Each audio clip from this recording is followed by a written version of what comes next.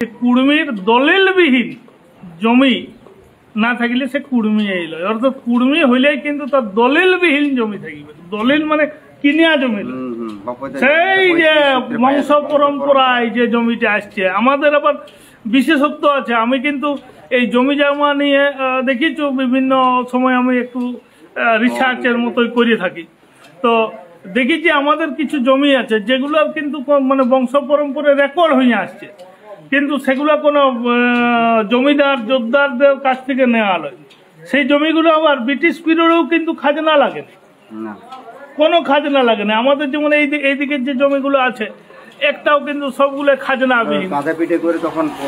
এই বিশেষত্ব কিন্তু আমরা বুঝতে পারি না। আর আমাদের এখানে তো আমরা একটু মানে কি বলবো, এখন যেটা বলছে অনেকে যে ফরেস্টের আগেও কিন্তু আমার ওই পূর্বপুরুষরা ছিল, ফরেস্টকে ওই পূর্বপুরুষরা দিয়েছে, তবে ফরেস্ট আগে লয়। এই ফরেস্টের ব্যাপারটাও বলছি। আমাদের একটা জমি 1640 দাগ 6 বিঘা জমি, সেই 6 বিঘা জমিটা কিন্তু ফরেস্ট অধিগ্রহণ করেছে। 1952 সালে ফরেস্ট কিন্তু নোটিশ করেছে। নোটিশটা আমার কাছে আছে, আমি দেখাইতে পারি।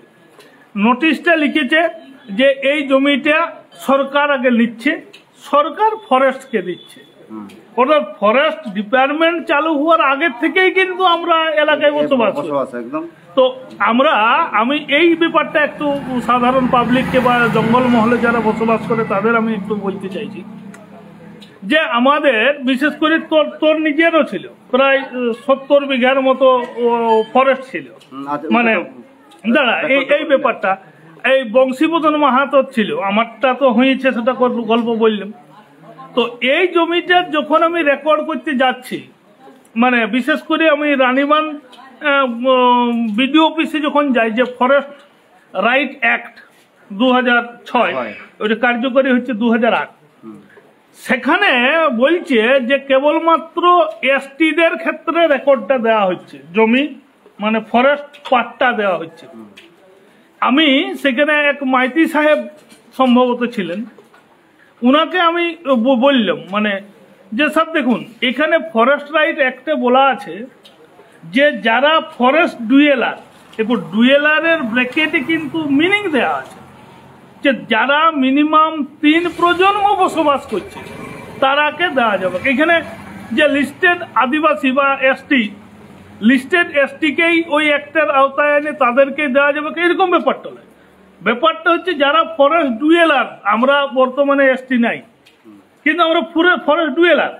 এই ফরেস্ট ডুয়েলার 3 প্রজন্ম যারা বসবাস করে, 3 প্রজন্ম মানে সেখানে সরকার ব্যাখ্যা দিয়ে নিয়েছে যে 3-25-এ 75 বছর যারা বসবাস করে তাদেরকে কিন্তু তার পাট্টা দিতে হবে। তো সরকার যে চক্রান্তটা চালাচ্ছে সেই জায়গাটাকে বাদ দিয়ে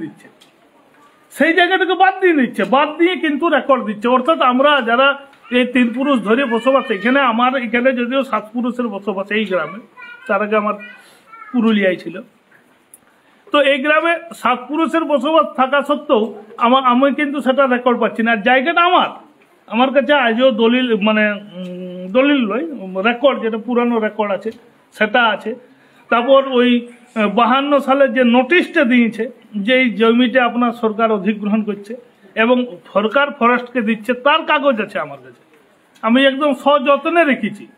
তো এই যে একটা দ্বিচারিতা করছে, এইটার ক্ষেত্রে কিন্তু কোনো আন্দোলন কোথাও কিছু নাই, কেউ করেনি।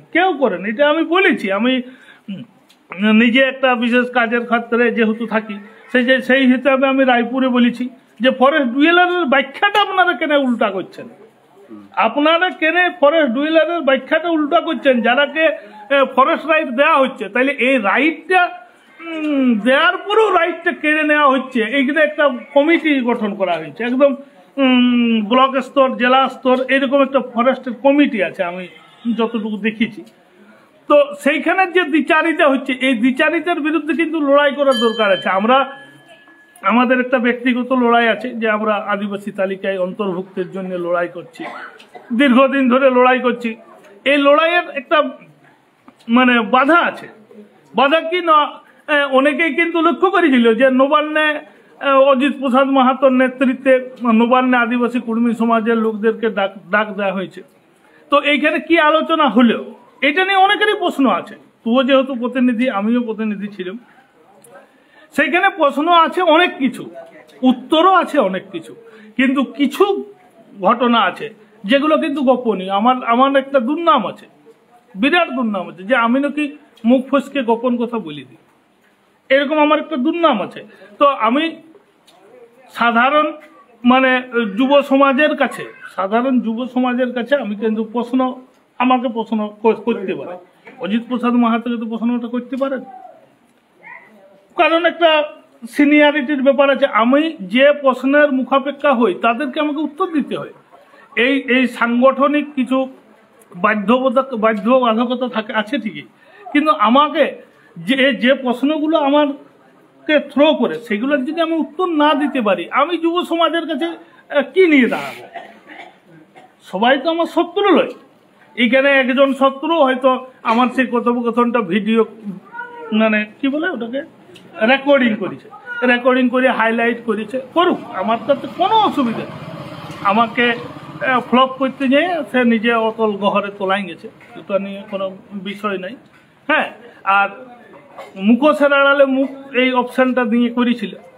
তো ওইখানে বক্তব্যর সাথে কোনো অডিও বক্তব্যর সাথে ওর যে ক্যাপশনটা লিখেছিল সেই ক্যাপশনের কোনো সম্পর্ক থাকে না, কোনো সম্পর্ক নেই। অথচ যারা বুদ্ধিজীবী তারা কোনো প্রতিবাদ করে যে না, তোমার এটা ভুল, তুমি যে লিখেছো যে আমার মুখের বক্তব্যের সাথে এই লেখার বক্তব্য যে আকাশ জমিন ফারাক, এই যে তৎকালীন আমাদের যারা বুদ্ধিজীবী মনে করে, বুদ্ধিজীবী জানি নেই তাদের বুদ্ধিমত্তা বা আইকিউটা কতটা আছে সেটা আমার জানা নেই, কিন্তু প্রতিবাদ না করে ওরা তাকে সাপোর্ট করলে, আমাকে ইয়া করলে, তো যাই হোক ওটা আমার বিষয়।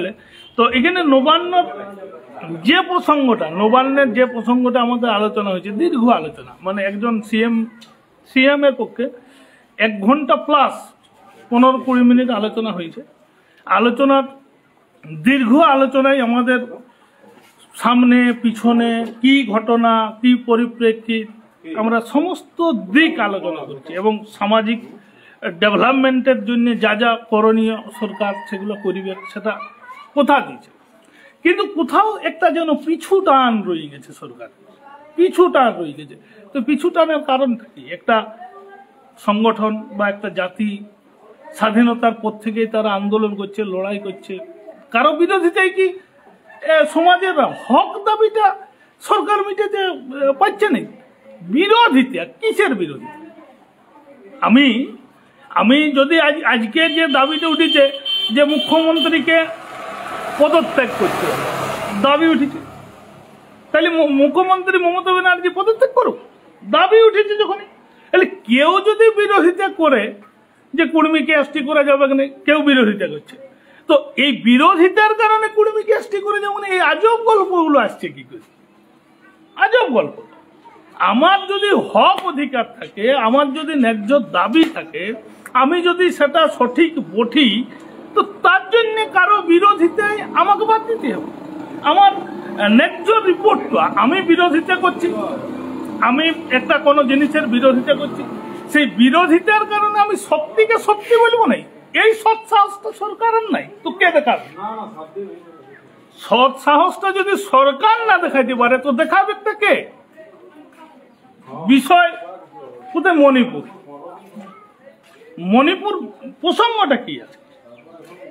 দুটো জাতি গোষ্ঠী, কুকি আর মেইতি, একদল এসটি লড়াই করছে, কিন্তু লড়াইটা তো এসটির লড়াই থেকে গুরুত্বপূর্ণ হচ্ছে ওদের অধিকার, জঙ্গলের অধিকার, পাহাড়ের অধিকার, এই অধিকারের জন্য ওদের বিরোধিতা চলছে। তো এখানে তো তার কোনো বিরোধিতা নেই, তো আমাদের এই যে হক অধিকার থেকে সরকার বঞ্চিত করে রাখছে, এরপরও সরকারের মুখোমুখি থাকতে হবে আমাদেরকে। লড়াই যদি শেষ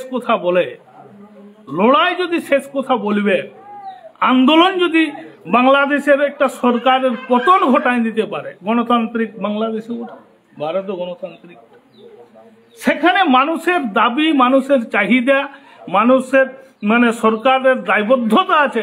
একটা জাতিগোষ্ঠী দীর্ঘদিন বঞ্চিত হয়ে আছে, এই বঞ্চনার জন্য দায়ী দেখে, এই উস্কানিতে দিয়েছে কে? যে এই জাতিগোষ্ঠী আদিবাসী বটে মমতা ব্যানার্জি 1995 সালে তৎকালীন কেন্দ্রীয় সরকারকে আবেদন জানাইছে কুর্মীকে এসটি করতে। উস্কাইলেকে মমতা ব্যানার্জি, উস্কাইলেকে বাসুদেব আচার্য চিঠি লিখেছে, উস্কাইলেকে চিত্তরঞ্জন মাহাতো চিঠি লিখেছে, উস্কাইলেকে শিবু সোরেন চিঠি লিখেছে। তাহলে সমস্ত বিজেপি রাহুল সিনহা যেদিন এখানে আসিছিল, এখানে বাঁকুড়ায় প্রচার করেছিল, তার লিখিত প্রতিবেদন আছে। প্রত্যেকটা রাজনৈতিক দল তার ইশতেহারে প্রকাশ করছে, প্রত্যেকটা রাজনৈতিক দল তার ইশতেহারে প্রকাশ করছে কুর্মীকে এসটি সূচিতে আনব, আমি সেখানে লড়াই করব, কেন্দ্রীয় সরকারের কাছে আবেদন করব, লোকসভায়, বিধানসভায়, রাজ্যসভায় আমরা এগুলো তুলে ধরব। কিন্তু আজ পর্যন্ত তুলে ধরার জন্য অগ্রণী ভূমিকা কেউ নেই। একাধিকবার সংসদ ভবনে এ নিয়ে চর্চা হয়েছে, একাধিক মমতা মহন্ত রাজ্যসভার থেকে, রবীন্দ্র কুমার জানা রাজ্যসভার থেকে তারা বক্তব্যটা তুলে ধরেছে।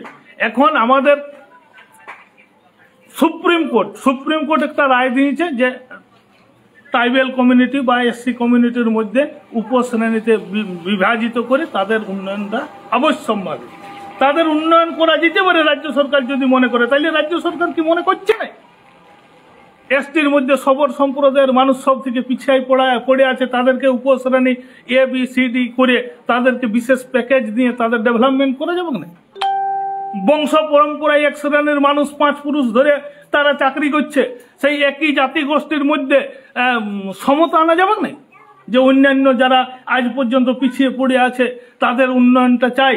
একজন 5 পুরুষ ধরে চাকরির সুযোগ সুবিধা নিয়ে আছে, একজন MBBS ডাক্তার, একজন BDOর বেটা, সেই বেটাটাকে যদি এসটির সুযোগ পায়, একজন গায়ে কাড়া বাগালের বেটা, গরু ছাগল চোরানোর বেটা, ভলিয়া বাগালের বেটা, সেই ইংলিশ মিডিয়ামে সেই এসটি কমিউনিটির, সেই SC কমিউনিটির, সেই IAS IPS ছায়ের সঙ্গে কম্পিটিশনে সে পারিয়ে উঠতে পারবে?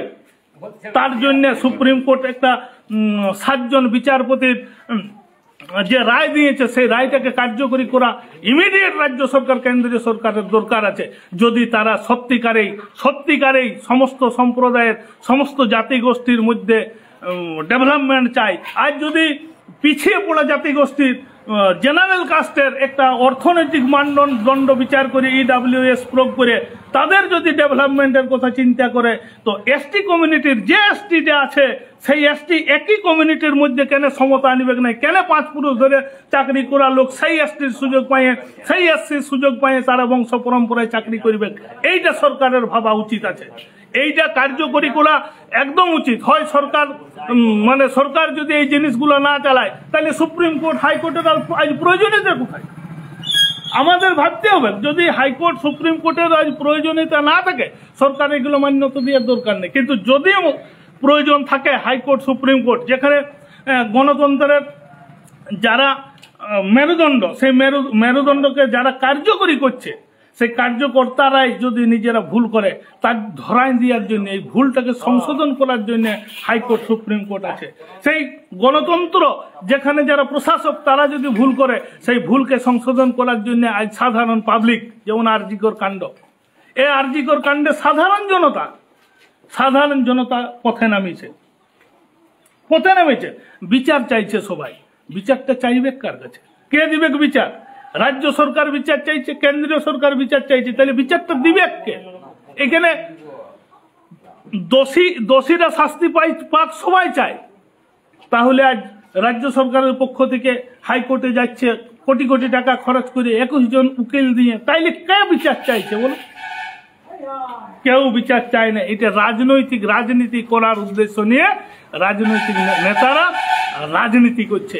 এই রাজনীতি করাটা এই জায়গায় বন্ধ হওয়া উচিত। ছাত্র সমাজ, যুব সমাজ, সাধারণ বুদ্ধিজীবী মানুষ মাঠে নামিয়েছে। সবারই একটাই লক্ষ্য, বিচার চাই।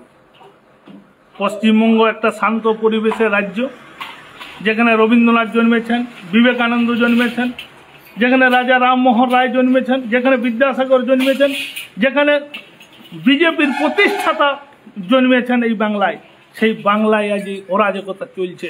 এই অরাজকতার বিরুদ্ধে সাধারণ মানুষকে যখন পথে নামছে, তখন বিভিন্ন সরকারি যে প্রতিষ্ঠানগুলো আছে সেই প্রতিষ্ঠানগুলো তাদের বিরুদ্ধে বিরুদ্ধাচরণ করছে।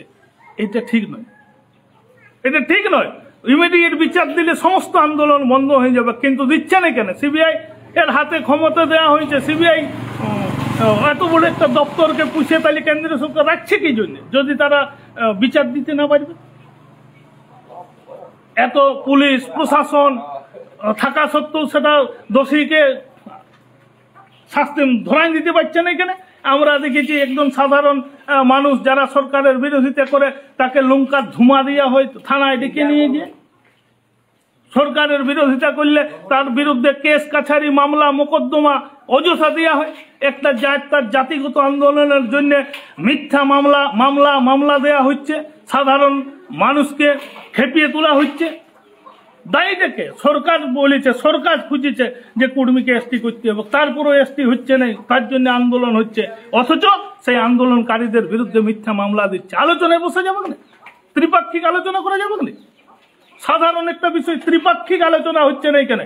কেন্দ্র বলছে রাজ্য দোষী, রাজ্য বলছে কেন্দ্র দোষী, যে কারণে আজ আরজি কোর্টের একই ঘটনা ঘটছে, কুর্মীর ক্ষেত্রেও সেম ঘটনা। রাজ্য সরকার বলছে কেন্দ্রীয় সরকার আটকাচ্ছে, কেন্দ্রীয় সরকার বলছে রাজ্য সরকার পাঠাচ্ছে না। আরে ভাই, কেন্দ্র লোকসভা পড়ে আছে, যেখানে আইন পাস হয়ে কুর্মী এসটি হবে, সেখানে মমতা ব্যানার্জির একটা এমপি ওখানে প্রশ্নোত্তর করবে, জোর বলে সওয়াল করছে না।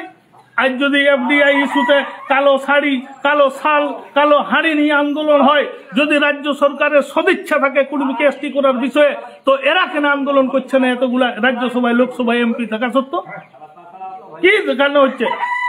ছাগল ডাল দেখানো হচ্ছে কুর্মীকে, ছাগল ডাল।